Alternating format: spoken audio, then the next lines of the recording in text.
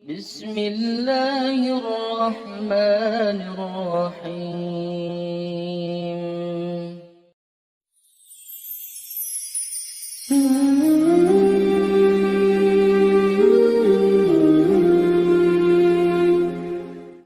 Sahabat beriman, bagi mereka yang akan berkurban, maka dilarang ia memotong kuku, mencukur bulu atau memotong rambut sampai ia berkurban nanti.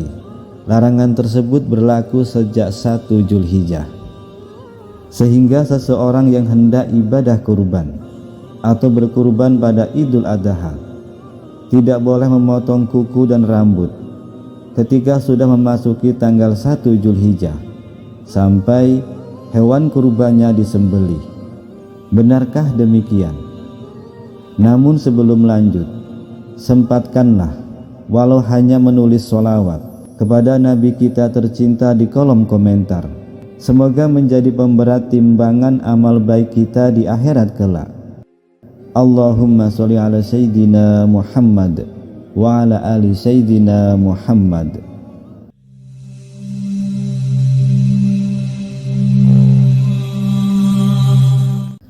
Sahabat beriman, dalil terkait larangan ini termasuk dalam hadis yang sahih.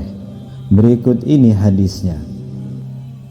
Siapa saja yang ingin berkurban dan apabila telah memasuki awal Zulhijjah, 1 Zulhijjah, maka janganlah ia memotong rambut dan kukunya sampai ia berkurban.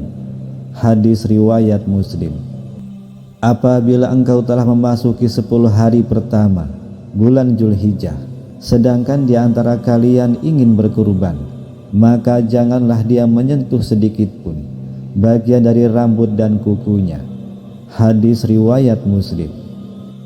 Jika kalian telah menyaksikan hilal Zulhijjah, maksudnya telah memasuki bulan Zulhijjah, dan kalian ingin berkurban, maka hendaklah sahibul kurban yang akan berkurban membiarkan, artinya tidak memotong rambut dan kukunya. Hadis riwayat Muslim. Sahabat beriman, larangan tersebut berlaku dengan cara apapun dan untuk bagian kuku dan rambut manapun. Artinya mencakup larangan mencukur gundul atau mencukur sebagian saja atau sekadar mencabutnya, baik rambut itu tumbuh di kepala, kumis, sekitar kemaluan maupun di ketiak. Fikih sunnah. Sahabat beriman, larangan tersebut khusus bagi yang ingin berkurban, anggota keluarga yang diikutkan dalam pahala kurban, baik sudah dewasa maupun belum. Tidak terlarang memotong bulu, rambut, dan kuku.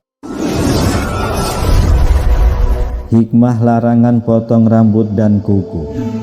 Sahabat beriman yang dimuliakan Allah, dirangkum dari beberapa sumber. Hikmah di balik larangan potong kuku dan cukur rambut tersebut, di antaranya agar anggota tubuh orang yang berkurban tetap lengkap hingga bisa dibebaskan dari api neraka.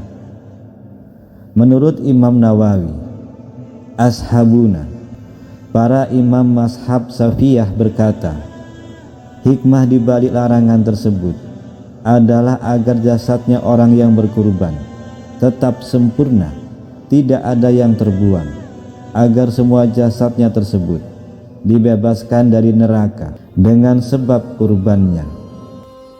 Hikmah lainnya adalah untuk menguji ketaatan seseorang muslim terhadap perintah Allah Subhanahu wa taala. Kemudian mengikuti orang yang berikhram haji dan umroh, karena orang yang berikhram untuk haji dan umroh juga tidak boleh memotong kuku dan rambut. Kemudian membiarkan rambut dan kuku tetap ada dan dipotong bersama sembelihan kurban, sehingga menjadi bagian kurban di sisi Allah Subhanahu wa taala.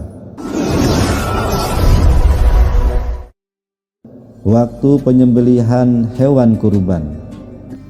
Sahabat beriman yang dimuliakan Allah, berhubung larangan memotong kuku dan rambut sahibul kurban berakhir saat hewannya sudah disembelih, perlu memahami aturan waktu penyembelihan hewan kurban.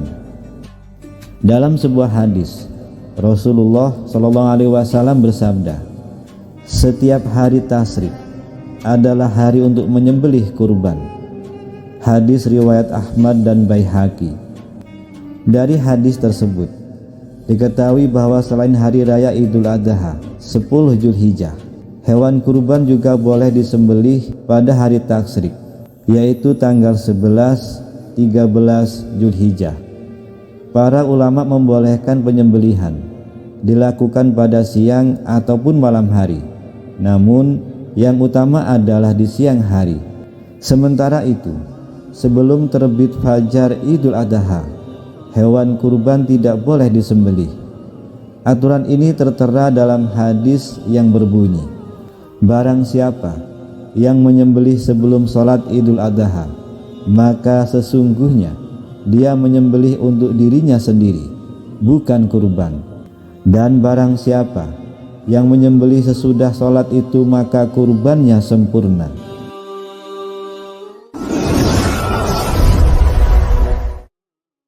Pembagian jatah daging untuk sahibul kurban. Sahabat beriman, ada 3 pendapat besaran jatah daging untuk orang yang berkurban, yaitu boleh makan sepertiga daging hewan kurbannya, memakan sedikit saja daging hewan kurbannya, dan menyedekahkan semua daging hewan kurbannya.